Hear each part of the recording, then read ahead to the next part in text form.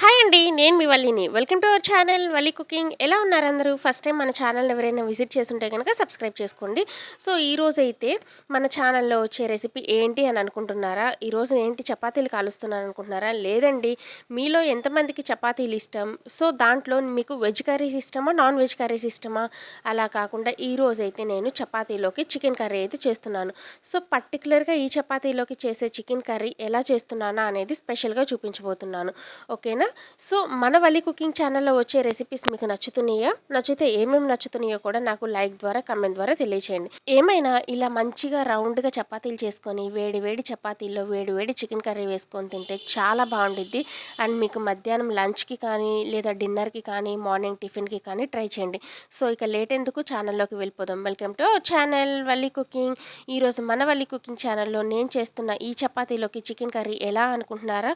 ఏం లేదు, చాలా ఈజీ. ప్రాసెస్ అనేది చూసేయండి. ఫస్ట్ నేనైతే ఒక కడాయి పెట్టుకున్నాను. కొద్దిగా ఆయిల్ వేసుకున్నాను. ఆయిల్ ఎక్కువ యూజ్ చేయలేదు. కొద్దిగా ఆయిల్ వేసుకొని ఇలా ఆయిల్ హీట్ ఎక్కగానే కొద్దిగా చెక్క, 4, 5 లవంగాయలు వేసుకున్నాను. దీంట్లో ఎండుమిర్చి, తిరగమాత గింజలు, ఆనియన్స్, కరివేపాకు వేసుకున్నాను. ఈ తిరగమాత అంతా కూడా మంచిగా ఫ్రై అయ్యేదాకా ఒకసారి కలబెట్టుకోవాలన్నమాట. ఎందుకంటే ఇప్పుడు మనం తిరగమాతలో ఆనియన్స్ వేసాం కదా, ఆనియన్స్ పచ్చి వాసన లేకుండా ఆనియన్స్ మంచిగా ఫ్రై అయ్యి తిరగమాత మంచిగా ఫ్రై అయ్యేదాకా వెయిట్ చేసి నేను మ్యారినేట్ చేసుకున్న చికెన్ అనేది ఇక్కడ ఉందన్నమాట. ఇప్పుడు ఆల్రెడీ నేను మ్యారినేట్ చేసి పెట్టేసుకున్నాను కదా, సో అందరికీ తెలిసిన విషయమే, చాలా సింపుల్గా మ్యారినేట్ చేసేసుకోవచ్చు. ఇప్పుడు ఈ తిరగమాత తాలింపులో మనం ఇందులో చికెన్ వేసేసుకోవాలన్నమాట. మొత్తం కూడా నేను ఇలా వేసేసుకున్నాను. మంచిగా ఈ చికెన్ మొత్తం కూడా ఇందులో వేసేసుకొని మొత్తం కూడా సపరేట్ చేసేసుకోవాలి. విడివిడిగా చేసేసుకొని ఈ తిరగమాతలో మంచిగా ఉడికేదాకా కూడా ఉడికించుకోవాలన్నమాట. సో ఇలా వేసుకోగానే మొత్తం కలపెట్టేసుకొని ఒక 5 మినిట్స్ పాటు మనం మూత పెట్టి ఉడికించుకోవాలి. ఇప్పుడు ఈలోపు మనకేంటంటే ఈ చికెన్లో వచ్చే వాటర్ ఉంటుంది కదా, అది కూడా బయటికి లీక్ అవుతూ ఉండిద్ది అనమాట. సో ఇలా వాటర్ లీక్ అవ్వగానే మళ్ళీ ఒకసారి కలపెట్టేసుకోవాలి. ఇలా కలపెట్టుకుంటూ నిదానంగా మంచిగా కుక్ చేసుకుంటూ ఉంటే గనక స్టెప్ బై స్టెప్ మనకి రెసిపీ అనేది చాలా బాగా వస్తుంది. బాగా దగ్గరికి కుక్ అయిన తర్వాత, అంటే ఒక 50% కుక్ అయిన తర్వాత నేను దీంట్లో కొన్ని ఆనియన్స్ అండ్ 2-3 మిర్చీలు అయితే యాడ్ చేస్తున్నాను. ఇలా వేసుకొని అన్నీ కూడా మంచిగా కలపెట్టేసుకున్నాక దీంట్లో నేను కాసిన వాటర్ అనేది యాడ్ చేస్తున్నాను అనమాట. మనకి గ్రేవీ కావాలి కదా చికెన్లోకి, చపాతీ చేసుకున్నప్పుడు మనకి గ్రేవీ అనేది చాలా బాగుంటుంది అనమాట. సో మీకు కొంచెం ఎక్కువ కావాలంటే కొంచెం వాటర్ ఎక్కువ యాడ్ చేసుకోండి, కానీ నేను వేసిన వాటర్ అనేది చాలు. సో ఇది ఇట్లా వేసుకున్న తర్వాత నేను మూత పెట్టి చికెన్ ఉడికించుకుంటూ ఉండగా నేను మసాలా కోసం నేను మంచిగా పేస్ట్ చేసి పెట్టుకోవడానికి దీంట్లో వేయడానికి నేను ఇవన్నీ కూడా ఇట్లా మిక్సీ పట్టుకుంటున్నాను అనమాట. కావాల్సినవన్నీ కూడా, అంటే కొబ్బరి, జీడిపప్పు, ఇంకా దీంట్లో కావాల్సినవన్నీ కూడా వేసుకొని మొత్తం కూడా ఇప్పుడు మిక్సీ పట్టేసుకోవాలి. ఇప్పుడు రెడీ చేసుకున్న ఈ మిక్సర్ ఉంది కదా, ఇది కూడా పక్కన పెట్టేసుకోవాలి. ఈలోపు మనకేంటంటే చికెన్ కుక్ అవుతూ ఉండేది. స్టెప్ బై స్టెప్ ఇట్లా కంప్లీట్ చేసుకుంటూ ఉంటే మనకేముంది, చాలా సింపుల్గా అయిపోయింది అనమాట. సో చికెన్ రెసిపీ అనేది ఒకసారి కలబెట్టేసుకుంటే ఈ లోపల మొత్తం కూడా మంచిగా కుక్ అయిపోయి ఉందన్నమాట. ఇప్పుడు ఇంకా లేట్ ఎందుకు, దీంట్లో మనం గరం మసాలా అనేది యాడ్ చేసేద్దాం.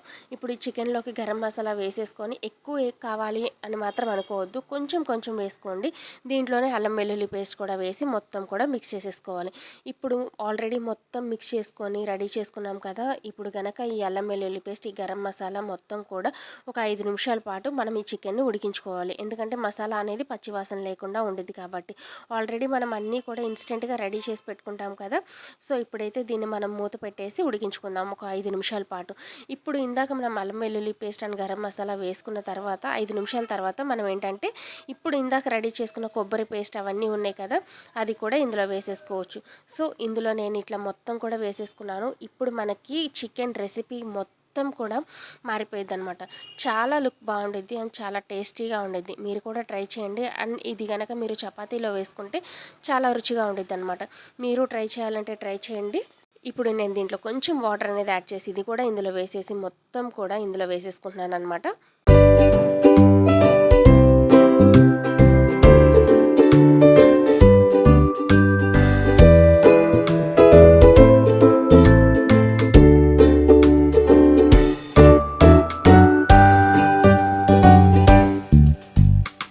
ఇప్పుడైతే నేను ఈ మొత్తం కూడా మిక్స్ చేసేసుకుంటున్నాను. అంతా అన్నీ నేను మసాలాలు కానీ ఏమైనా వేయాల్సినవన్నీ వేసేసుకున్నాను.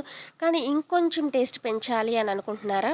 సో ఇంకా లేట్ ఎందుకైతే వెయిట్ చేయండి. ఇప్పుడు ఈ కొబ్బరి పేస్ట్ మాత్రం మనం ఒక 5 నిమిషాల పాటు ఉడికించుకోవాలి ఖచ్చితంగా. ఎందుకంటే మనకి చిక్కదనం రావాలి కాబట్టి ఉడికించుకోవాలన్నమాట. సో నేనేం చేస్తున్నాను, మూత పెట్టేసి ఉడికించుకుంటున్నాను. ఇప్పుడు ఎంతోసేపు కాదు, ఒక 5 నిమిషాల పాటు కుక్ చేసుకుంటే సరిపోయిద్ది అనమాట. ఇప్పుడు రెడీ చేసుకున్నాం కదా, చూసారా ఇందాక చికెన్ కర్రీకి ఇప్పుడు చికెన్ కర్రీకి ఎంత మారిపోయిందనేది.